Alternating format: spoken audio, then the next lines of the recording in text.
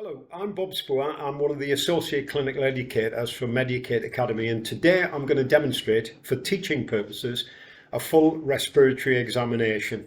I have Mark Reynolds here who's playing the patient.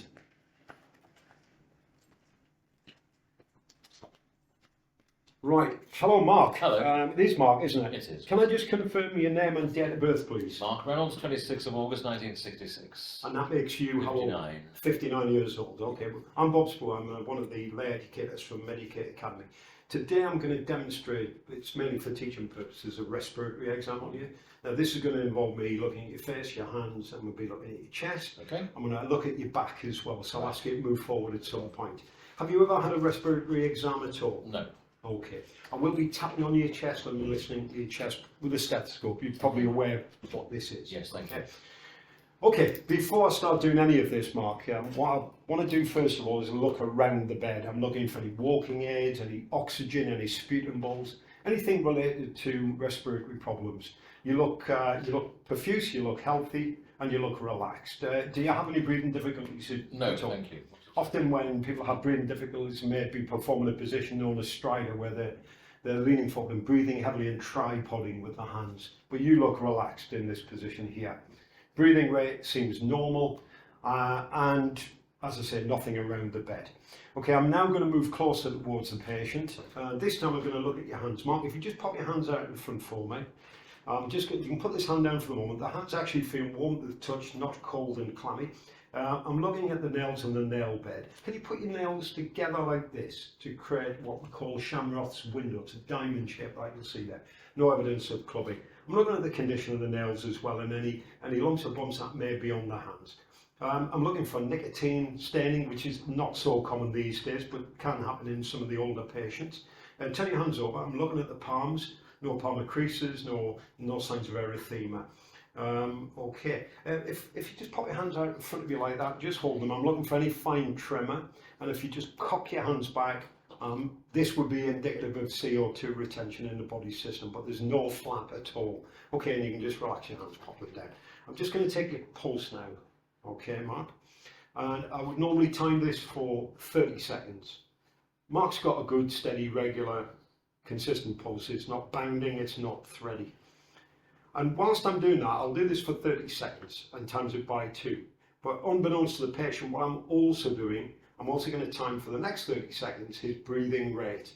So all I do is I either watch the shoulders of the upper chest and I can see it rising and falling. A good respiratory rate would be, for a healthy person, anything between 12, 18 to 20. And Mark's is about, I would say, a 14. And obviously we'd time that if this was an OSCE setting. Okay, Mark, thanks very much.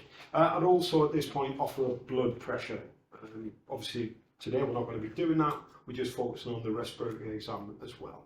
There will be other things that I will miss, such as the lymphedemiopathy, the lymph nodes exam, as we're going to do that in a standalone video.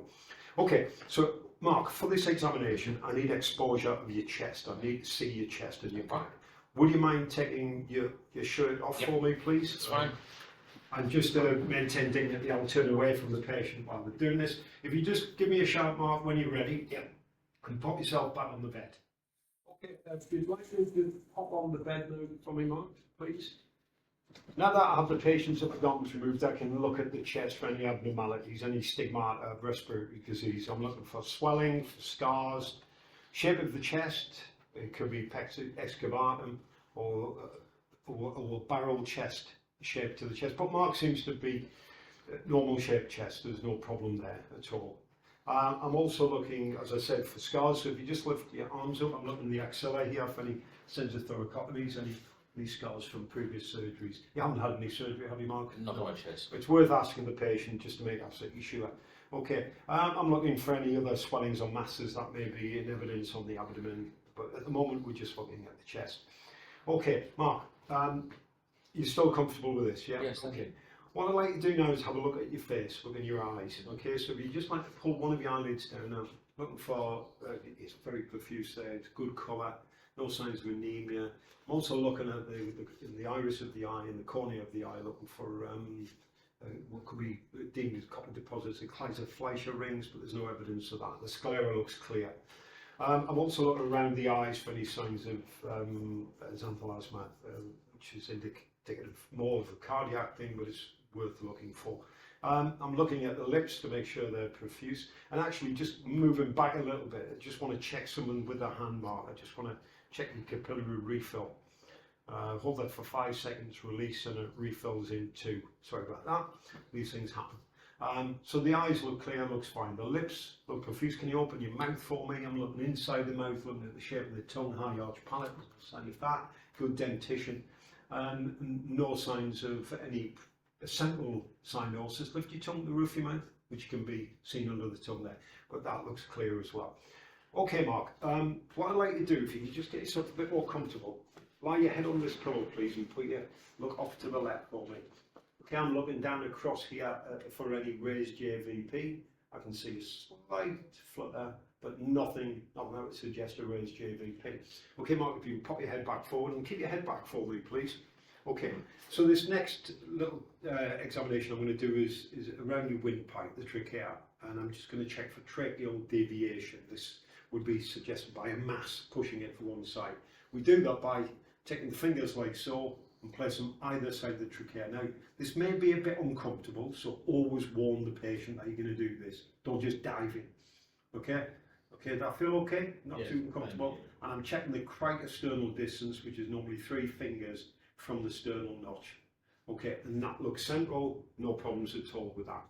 And it's at this point I would offer to do a lymph node exam, as I mentioned earlier, but at the moment we're going to do that as a standalone teaching session. Okay, Mark, stand in a nice relaxed position, because now I'm going to move to the percussion. Okay, palpation, percussion, and auscultation. Okay, now that's going to involve me placing my hand around your chest. Okay, so what I'd like you to do is expel all the air from your body, breathe out. Whilst the patient breathes out, we grip around the ribs and place the thumbs centrally. And we ask Mark to breathe in, and we watch the thumbs move, and they should be moving bilaterally, equally.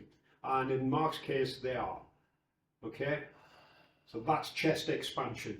We can also check chest expansion up here, but it's much better done around here.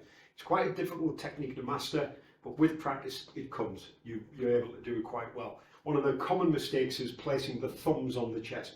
The thumbs should be elevated above the skin surface, so you have free movement of the thumbs. Okay, so that's palpation of the chest. Now we're going to move on to percussion. So Mark, in a moment I'm going to be tapping on your chest. Yeah. And that's just to check for the sounds that we get. There should be good resonant sounds. Okay, the lungs are a large organ. They extend from the supraclavicular fossa here all the way down to the base of the 10th rib. And I need to check all of those bilaterally. To check the top of the lungs, we go to the collarbone. We don't need to put our fingers on yet. I'll demonstrate that in a moment, like so. Should be a nice loose action with the wrist. The secret is keeping the wrist nice and loose. We then find a space between the ribs, press the middle finger down firmly on the chest and tap again. Loose technique, checking the lungs bilaterally, like so, making sure you get to the base. This is always an awkward position. Again, base of the lung. So that sounds good. Good resonant sounds, no dull sounds. Slight dull sound over this area, that's mainly because the liver's in that space there, and nothing to be concerned about. Okay, so this finally leaves one other section to do, which is auscultation. It's going to require me to use a stethoscope. Now, Mark, when I place the stethoscope on your chest, okay, I want you to take a deep breath in and out through your mouth. Okay, you got that? Yeah. Yeah. Always make sure the stethoscope's in the correct way, earbuds pointing forward. And check that we're using the diaphragm or the bell. For the respiratory exam, we need to get inside this fossa here, the supraclavicular fossa. For that, we need to turn the stethoscope to the bell. Okay, Mark, remember what I said, when I place the stethoscope on your chest, deep breath in and out through your mouth.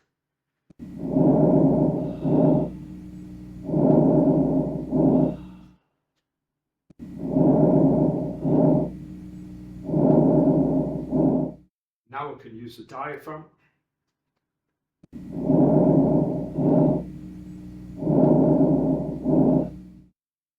also notice that I'm letting Mark do 2 breath cycles so I can get a full appreciation of his breathing. I'm going to speed this up now for the purposes of the teaching, but normally I would listen in these areas for 2 cycles of a breath sound. Okay, well that sounds okay. That sounds clear. There's no signs of crepitation. And what I'm going to do now is exactly the same again, but this time on your back. Okay, so if you can just lean forward for me, Mark. Oh, actually, there's one other little thing I needed to do. Okay, and you can sometimes forget these things. I'm going to listen, vocal fermenters. Okay, I want, when I place the stethoscope on your chest, I want you to say 99. Okay.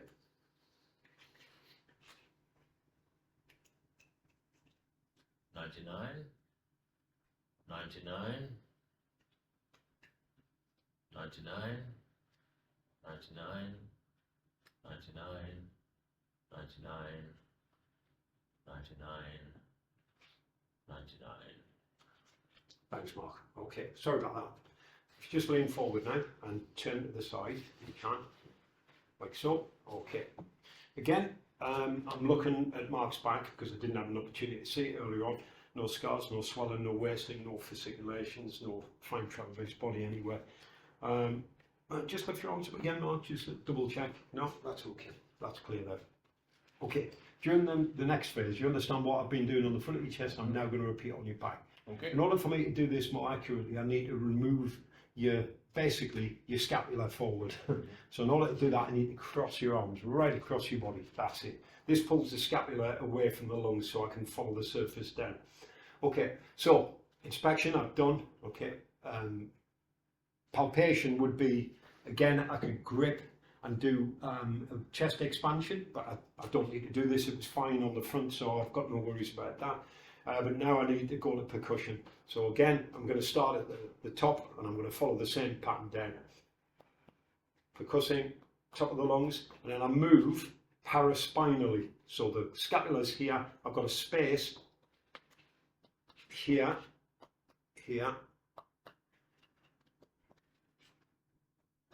Again, sound should be resonant, not dull.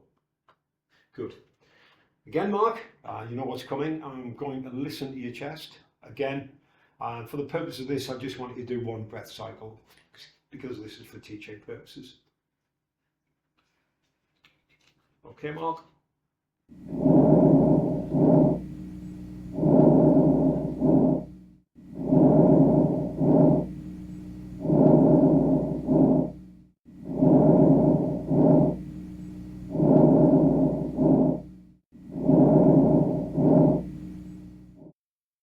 Again, Mark, what I'd like you to do is say 99 when the stethoscope's placed on your back. 99, 99, 99, 99, 99, 99. Okay, Mark, if you just stay there, I'm just going to check. Pull your trousers down slightly at the back and just press on your lower back, checking for sacral edema, and there's none there. If you just lie flat again for me, Mark, and relax. And finally, last but not least, pull your socks down. I'm going to press on the shin, on the tibia here, for pitting edema. There's no signs of that. You haven't had any pain in your calf? I haven't, thank you, no. Okay, Mark, that was an unremarkable respiratory exam. Okay. It was normal. You have nothing to worry about. Okay, if you'd like to put your shirt on, and that's it. That's the end of the exam. Thank you very much indeed. Thank you. Always make sure you wash your hands after you've been with a patient.